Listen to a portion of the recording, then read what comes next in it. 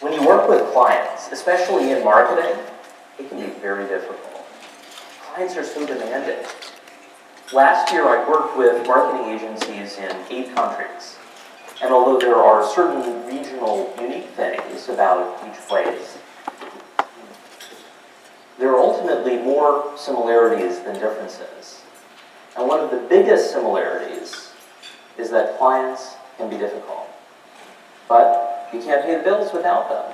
Whether you're working with external clients at an agency or as a freelancer or in media, or with internal clients if you do in-house marketing at a company.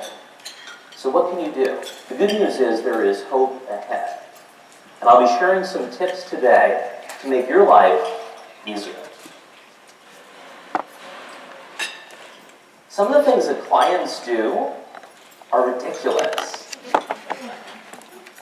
Some of the things, the things they pull with you, imagine if they did that in a restaurant, in a retail store, somewhere else. Let's take a look at a short video illustrating that. Hi. Is there a problem, sir? Yes. A question about the final total. Yes.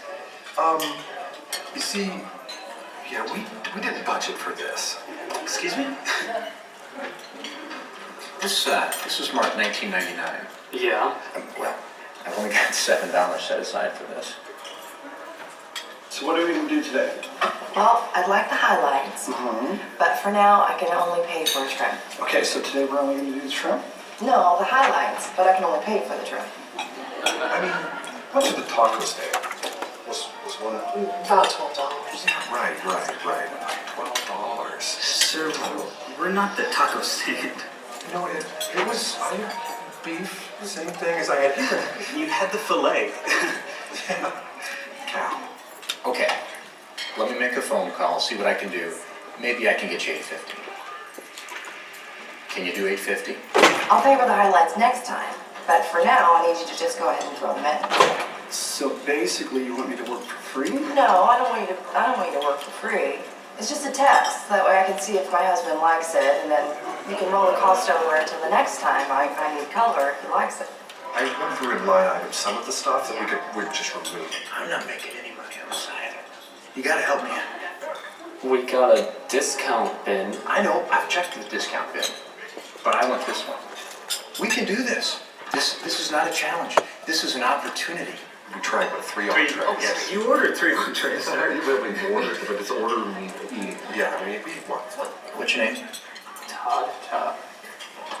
You gotta work with me. That one's $19.99. Mike, come on, let's do this. Let's do this. Well, I can cover your hard costs, but that's really as far as I'm willing to go. I'll give you $8.50 today. I'll come back next Tuesday. We're gonna make it up on the next one. What do you say? What? Excellent. Well, go ahead. I won't pay this time, but what we need you to do is show us how you made it, so we can do it on our own in-house. From now on. You did? It's a great dinner.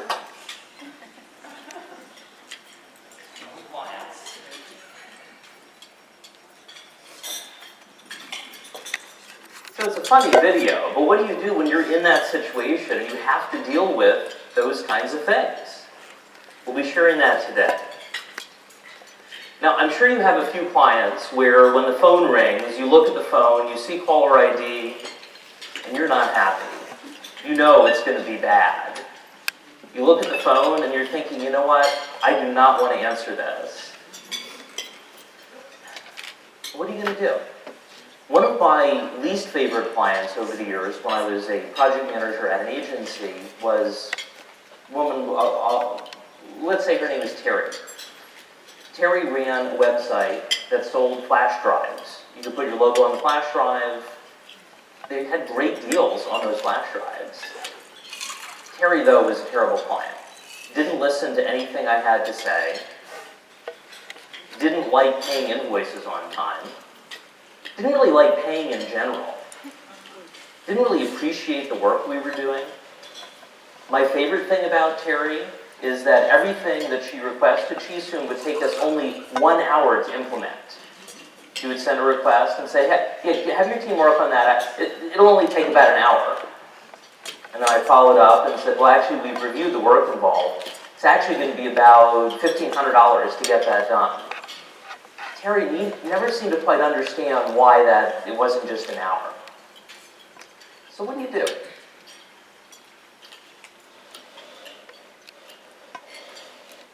Short survey. You could raise your hand. Different groups of people. You could raise your hand if you work at an agency. Work at an agency. So about a third or so. Raise your hand if you work in an in-house marketing role, a corporate marketing role. Okay, another third or so. What if you do work as a freelancer? A couple people. What about working in media? A couple people.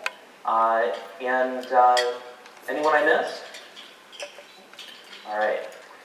The advice I'll be sharing today applies whether you're working with internal or external clients. The only thing that doesn't apply to internal clients is you don't have the option of firing them. And discussions about budget are a little bit different because you may not have a formal budget for your internal clients.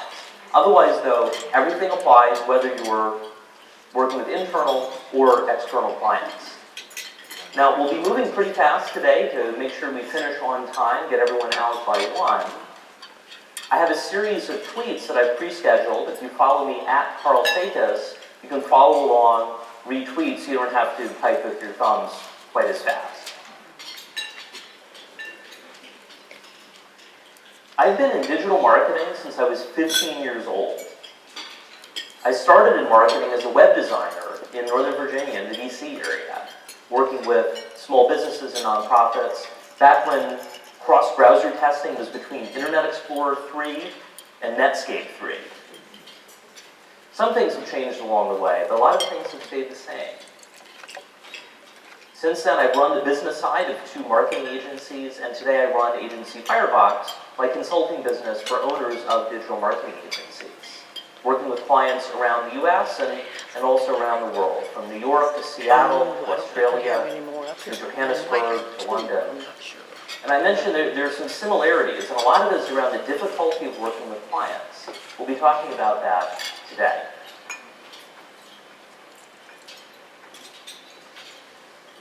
The theme to my work is helping people make marketing life less frantic. For agency owners, that's making things easier as they're running their business, so that things don't have to be quite so crazy. For people who work at agencies, for agency employees, my goal is to help make the agency a more stable place to work. And for people who do in-house marketing, my goal is to help people apply agency best practices to their in-house marketing work through talks like this. Today, I'll be focusing on 3 things. First, how do you get more good clients? Because everyone wants good clients. How do you make your clients good clients? The second thing we'll be looking at is how do you get paid for all of your work? Or if you're doing an in-house role, how do you get appreciated for everything you do for your internal clients? And the third question we're going to look at today is navigating a very difficult conversation. That's the conversation where the client wants you to say yes, and you want to say no. I also have a challenge for you at the end. I want you to think about your most difficult client, the person you least like working with right now. I have a challenge for you at the end that's going to make things a lot easier to deal with them. But for now, just think about who that is. Do not say it out loud, they may be in the room. It's almost a cliche, the idea of clients saying, just make the logo bigger. And we could all laugh at that, but eventually you're going to have to respond to that after you stop silently laughing. Some of the things I'll be sharing today around working with clients may be things you've heard before, you may have seen before, about setting expectations, about managing expectations, about navigating difficult conversations. Even if you've heard it before, hopefully this might be just the reminder you need to start applying it when you go back to the office. Let's practice. We now have a group exercise. Thanks to Jamie and the team, we'll be passing out a sheet on that. This is how to handle a particular scenario based on real-life scenario, one you may have seen. You're going to get together with the people around you and figure out what to do. So here is the scenario. It's Friday afternoon at 5:35 p.m. and you're wrapping up after a long week. You walk back to your desk to shut down your computer, only to find a voicemail on your phone from your contact at your agency's biggest client. They've always been hard to please, but they've regularly been about 25% of your agency's income. After your contact got a new boss last month, they've been avoiding your phone calls about renewing their contract or about paying those past due invoices totaling $37,000. Something tells you this voicemail is not going to be good news. In fact, it's going to be bad news. Sure enough, the message says, "Hey, sorry for the delay in getting back to you. It's been really busy here. You know what that's like. So we've decided to go in a different direction in our marketing, and we'll be working with a different agency going forward. Nothing personal, just a better fit. So can you send me a Dropbox link with all of the original editable files? Once we get that, I'll talk to accounting about that invoice. Let me know if you have any questions. Okay, have a great weekend." Great. Now what? That's all you needed to start the weekend.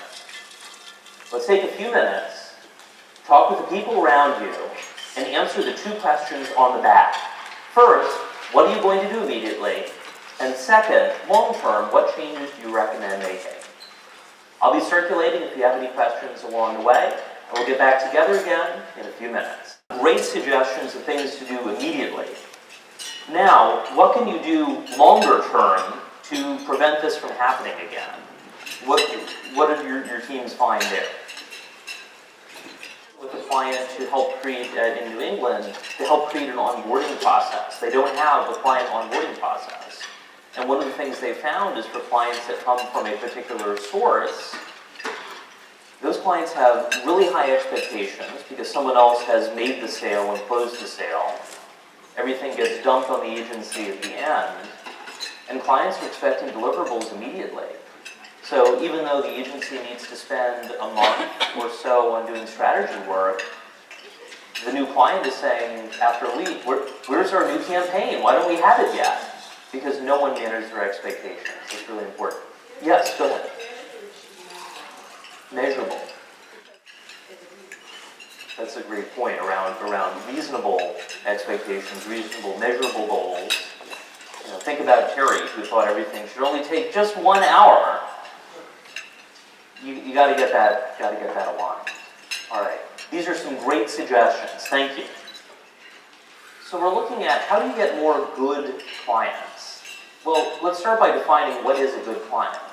A good client is someone who pays you on time, who appreciates your work, who's okay with you making a profit if you're charging them money. If you work in-house, they appreciate and respect your work. And ideally, they're happy to work with you. They're not, oh, well, we have to work with the in-house team, we'd rather have an agency do that. So the ideal is to have a client that gives you all of those pieces. The question is, how do you find them? Well, here's one of my favorite clients over the years. Tom ran the marketing department at a nonprofit. They had a fairly small budget, but you know what? Tom appreciated what we were doing. And whenever he called us, I was happy to get the phone call. It was great. Tom was terrific. At one point, I was home sick on New Year's Eve. I was taking the day off, and was getting over a cold. And I got an urgent email from Tom saying, "I've got this budget at the end of the year. I need to spend it. Can you please invoice us for $5,000? Sure. I loved hearing from Tom. It was great. And took care of it. So how do you find more clients like that, clients you love hearing from? The answer? Manage their expectations from day one. Think about when you go to Busch Gardens. You go to Busch Gardens because you want to have a lot of fun. You want to have a good time. You want to ride the roller coasters. Amusement parks do a great job of managing your expectations. When you go, you're looking forward to having fun, but what do you have to do first? You have to wait in the line. Amusement parks are great about waiting in line. You're waiting in line, and you see a sign. And the sign says, the wait from here is 20 minutes. You get to the front of the line, in only 15 minutes, because, ladies and gentlemen, that sign is a lie. They know that it only takes 15 minutes from that sign, but they say 20 minutes because they're managing your expectations. They want you to be happy with the result. So amusement parks are great at managing expectations. Let's look at an example of an organization, type of group that is not great at managing expectations. I can think of a few examples. My favorite, though, is going to the doctor. You go to the doctor and you wait. Not only do you wait, they actually have a room for that. They call it the waiting room. So you wait, and the nurse eventually calls your name and brings you back, pokes and prods, and then the nurse says the magic words. The nurse says, the doctor will be right with you. Ladies and gentlemen, that is also a lie. That is not a good one. They say it, but it doesn't mean what they think it means. So when it comes to finding more good clients, the key is to manage their expectations from day one. You train them how to work with you. They may have worked with other agencies before. They may have never worked with an agency before. They may not have worked with your marketing department before. You are training them. Question 2, how do you get paid for all of your work or appreciated for all of your work? The answer to that question goes back to elementary school.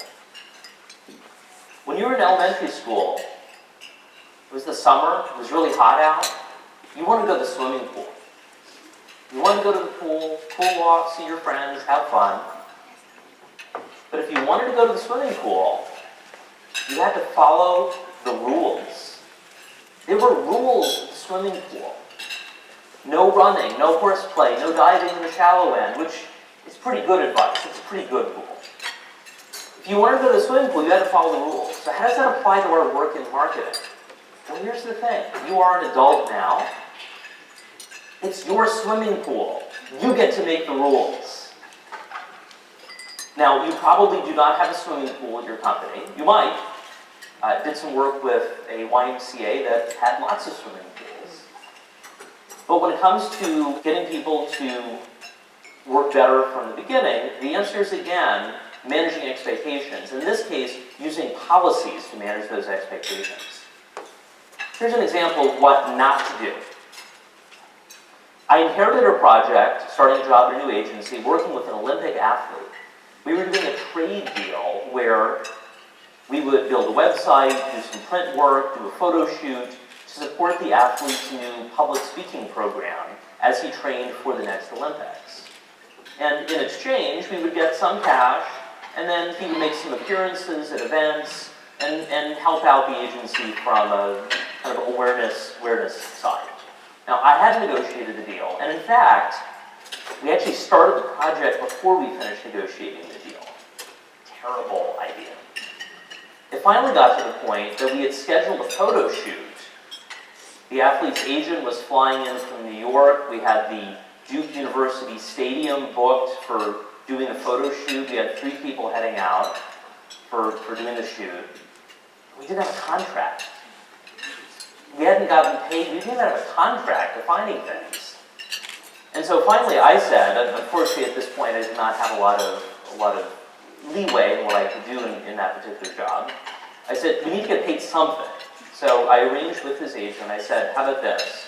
You're going to pay us this amount before the photo shoot, and then after you pay this other amount, we'll give you the high-res photos from the photo shoot. This was kind of a surprise for him, the idea of pay before you provide services. That particular project did not have a happy ending. We did get paid for the initial part for the photo shoot, when we said, okay, we're ready to turn over the photos, we'll take the other portion, they said, oh, we lost our sponsor, we need to pull the plug on the whole project. Terrible idea.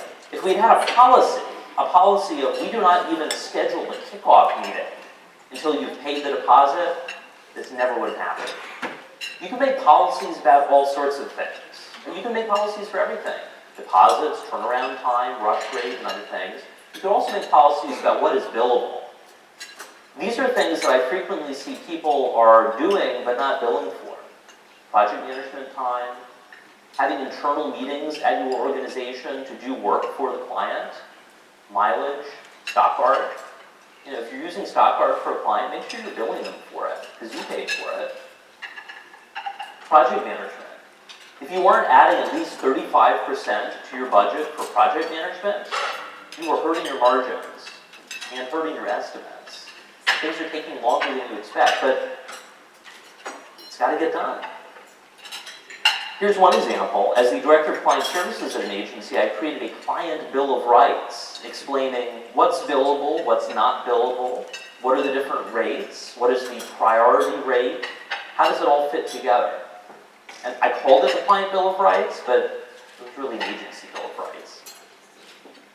And it gave us a way to work with clients who are being difficult, because now we could point to a policy. So it's not just enough to have a policy, you need to enforce it. Worked with an agency where the official policy was work hours are 9 to 5, 9 to 6, yet one of their developers was frequently texting with the client at 11 p.m. or at midnight, doing work on the project. That was not good. That was undermining all of the agency's policies, and it was leading to doing out-of-scope work, and no one was getting paid. It was not a good situation. So what do you do when you have a client who, you say, okay, you like the idea of setting policies and enforcing them, but you've got a client who's going to blow up when you try setting and enforcing these policies? You've got three options. First, you can do nothing. You can let them get away with it and don't enforce the policies. I don't recommend that because that does not solve the problem. Second option is to roll out those new policies for everyone. So if they push back, you can say, you know, this is the policy, this is what we're doing with all of our clients or for all of our internal clients at our company. The third option, fire them. Now, it can be a little awkward. You're going to run into them in an AMA meeting, or maybe the next time you're shopping at Target, and it's going to be pretty awkward. But you got to do something. You got to do something, because otherwise it is going to end even worse. So when it comes to getting paid for all the work you do, or appreciated for all the work you do, the answer is this. Manage expectations using policies from day one.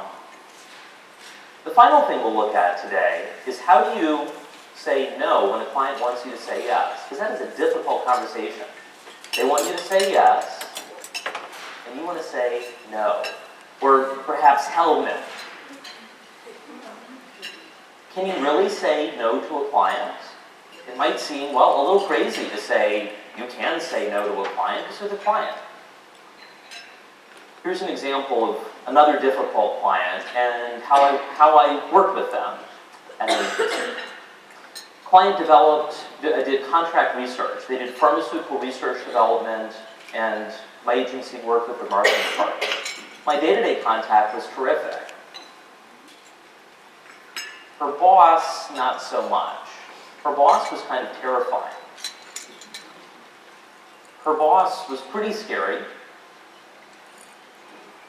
And, at one point I had a phone call with my regular contact, and I made a joke. And she laughed, and she said, "Thanks, I needed that. We don't laugh much here." It was so sad. But, I knew her boss, so I knew why she didn't laugh much. Whenever you negotiated with the boss, I could imagine the boss being at the other end, twirling his imaginary mustache, or perhaps occasionally muting the conference call to laugh maniacally. Negotiations were the worst because he liked to get the best deal possible, even though this was a billion-dollar company that had plenty of money. In negotiating, he liked to squeeze us as much as possible. It was no fun. So here's how to do it. And we'll be passing a card around that gives you the 3 steps to navigate those difficult conversations. The key is this: reason, options, choose. So negotiating with the pharmaceutical research person, at one point we gave them an estimate for a new project. This particular project we said is going to be $17,000. They came back and said, you know, I only think that's worth $11,000, but I want you to get the whole thing done. So what do? They want us to say yes to doing this $17,000 project, but paying only $11,000. We did not want to do the $17,000 project for only $11,000. So you start by citing a reason. In this case, the reason I gave was, we'd love to do the work. It's going to help you get a lot of great results. Based on our evaluation, though, this is a $17,000 project. Then I gave them some options. One option, of course, is doing the project for $17,000. The other option was, I followed up and I said, we've evaluated your $11,000 budget. Here's what we could get done for that $11,000. And then I let him choose. He could choose the big project for the higher budget or the smaller project at the lower budget. Ultimately, he actually went with the higher budget project. And it let me navigate the conversation without having to directly say no, but without also having to directly say yes to something that was unfair for the agency. We're now going to act out a scenario of handling a difficult client. And I need a volunteer from the audience. Now, if you volunteer, you win a prize. I have a prize right here worth at least $225. And you actually get to choose between 2 prize options. And the volunteer will choose one of these scenarios, and you get to play the terrible client. And I'm the client service person. Think about the clients that you like working with least. You get to channel all of that right now. So here are the options. Someone wants you to start before they sign a contract. Client asks you to do something stupid. Client wants an out-of-scope change, or a prospect's budget is too small. Do I have a volunteer who'd like to act out one of these as the terrible client? Come on up. Which of these would you like to do?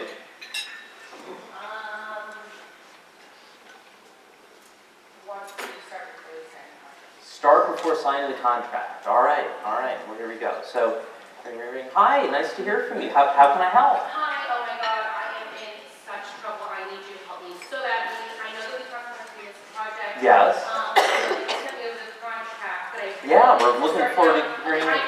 Great, fantastic. What I need you to do is just start the project now, because my boss is down my throat, he's a crazy little Asian man, and I need you, please just start the project. Wow, well, we would love to get started. I know I sent the contract over a month and a half ago. It's great to hear back from you. I've left a lot of messages. I know it's awesome to hear. I'm busy. You know how it is. It's a year. Things are Yeah. Okay. Well, we would love to get started. So our official policy is we need to receive a signed contract and a deposit before we get started. What's the status on that? The status is the same as it was when I talked to you the first time. My boss didn't review it, and I told you I can't do anything until he looks at it. Okay. It's just really crazy. It's really crazy. Clients coming in. I bet they're probably coming in and paying money for her company. Interesting. Oh, sorry, you're still on the line. I should have muted that. Okay. Well, we would love to get started, and this is going to get some great results for you. Here are a couple options, because remember the policy is we have to get sign-on. If you can find a way to get this onto your boss's schedule in the next week, we can get things signed off and paid by the end of next week. We can get started immediately once we get the deposit of the contract, and we can get things done by the deadline. Now, if you need longer, I totally understand that. That's. Heard me when I said I needed to start now. Okay. So I will let you know that Reason Options Choose does not work on clients who are totally unreasonable. I've had a few of those. I actually had a client who said when I was asking to prioritize between 2 projects, he said, "Karl, I hate it when you make me choose." All right. Well, here's how this usually would unfold. I'll let him. Okay. So we want you to be successful. Is there any way you can get it on his schedule for tomorrow, and then we can get things moving? We'd love to help you. Okay, give me a second, let me take a look at the schedule, I'll see if I can squeeze something in, maybe Uh-huh. I can sign a contract. If I get him to sign the contract by the end of the day tomorrow, can you guys definitely start, like, ASAP? If you can get us the deposit by Wednesday, we can start next Money's Friday. not the issue, we're financial planning. If you can make that work, we'd love to get started. Is that something you'd consider? Yeah, I can do that, I'll take a look at the schedule. Success. Thank you. All right, let's give her a hand.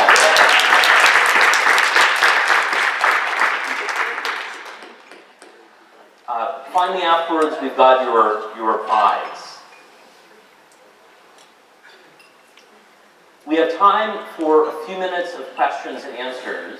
And you know, the question of how do you say no when a client wants you to say yes, follow reason options choose. So we have some time for questions. Also, if this has been helpful, check out my email list. Probably about 20 people from the chapter have signed up already. So thank you if you have, and if you haven't, join everyone else. You'll also get a free copy of my ebook, Don't Just Make the Logo Bigger, Taking Clients from Painful to Profitable. Would love to answer your questions. Who has the first question?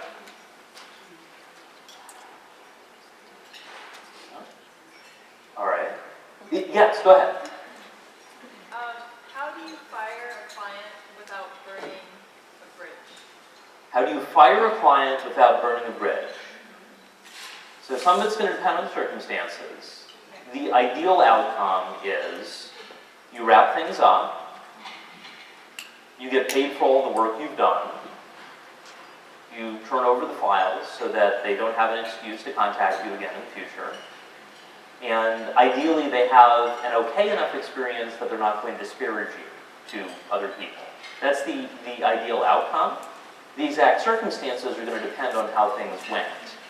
But the main thing is to focus on, from the client's perspective, what do they want out of this? What is the outcome?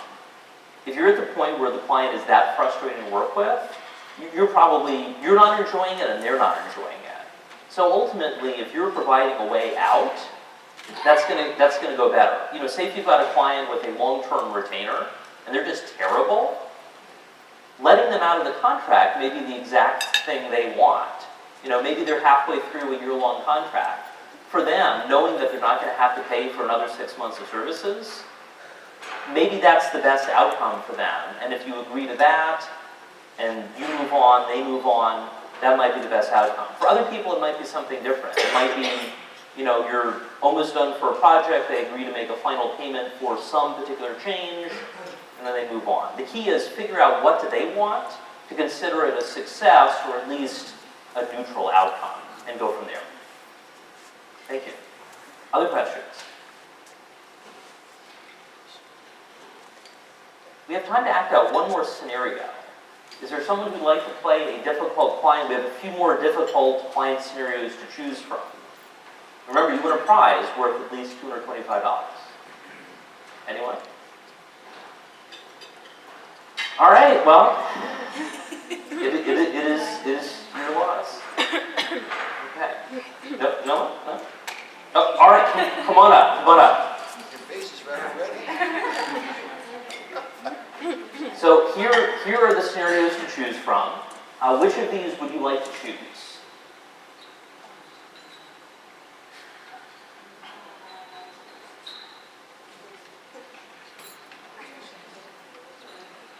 You can pull the audience. Oh, you wanted number 7? 7? All right, so number 7. Past due client wants new work that is also urgent. And remember, they're past due. They owe you money. All right, so ring. Hi, nice to hear from you. Hey, how's it going? Great to hear from you. I have a really great project that I want you to get started on. Oh. Right now, really need this next week. So Next week? Yeah, you should take a look at it. And get started so we can see if we can review it with the boss on Friday. Tomorrow? Yeah. Oh, that Friday. Wow. Well, it is great to hear from you. I know I've been leaving messages for the past few weeks. It's interesting how your sense of urgency has changed since now that you need something rather than needing to fulfill your contractual obligation. Holidays, you can blame them for everything. Okay, yes. So, sorry, let me get back on focus here. Okay. Wow. Well, we would love to get the new work done for you. I'm guessing that's the 20-page document you emailed over on specifications. By noon tomorrow. Noon tomorrow. Yeah, because I'd like to start by 1, so that'd be great. Okay. Well, we'd love to help you out. We'd love to help you out. So we do need to sort out the past due invoices. You know, because as you know, our policy is. Yeah, that's not really this thing though, so. That's the accounting department's thing, and they were out for the holidays, right? Okay. How? Well, I know you'd mentioned that the meeting with your boss is to prepare for a trade show coming up next September, or this coming September. Yes. You know, it's great that you're planning ahead. You know, that's good to see. I know that thinking about the printing and other timelines and so on, the main thing is get it nailed down by April. So why don't we do this? No, we'll get it done sooner than that. We'll get it done sooner than that. But we do need to get things sorted out with the invoice. Why don't we try this? We have some room in our schedule later in January. We can get some work done. If you can get the past due invoice sorted out by the end of next week, we can get started on it. And I will volunteer to talk to your boss to explain why waiting a little bit longer to get started is going to turn out fine. And you know what, you might even get a promotion out of it. Ooh. Well, now that you put it that way. I volunteer. So, does that sound like you know, we'd love to get started. We do need to get that sorted out. Do you think that that's something you'd be willing to consider? My talking to your boss and then getting things sorted out by next week so we can get started later this month. Because otherwise we'd hold off completely, legally, but I don't think you want that. Yeah, I really need to get this going, so if you'd like to speak with my boss, that'd be great. Or accounting, I'm sorry. But yeah, if you want to do that for me, great. Awesome. Let's make it happen. All right. Thank you. Congratulations. That was all about finding a way to make that a win-win. You want to get paid. She wants to look good. Her boss has some sort of expectations. Give them options. Give people options that make everyone happy. So finally, I have a challenge for you before we close today. The challenge is this. Think about your worst client, the one that is most difficult to work with. You're probably in a situation where you're like, what do I do? What do I do about them? Well, now you have the new reason, options, choose framework on how to have those difficult discussions. My challenge for you is this. I want you to use reason, options, choose with them in the next week. Find an opportunity to use it. Now, you may not come out as best friends, but you will come through the conversation as professional equals. And that will be a win. Thank you so much, and good luck.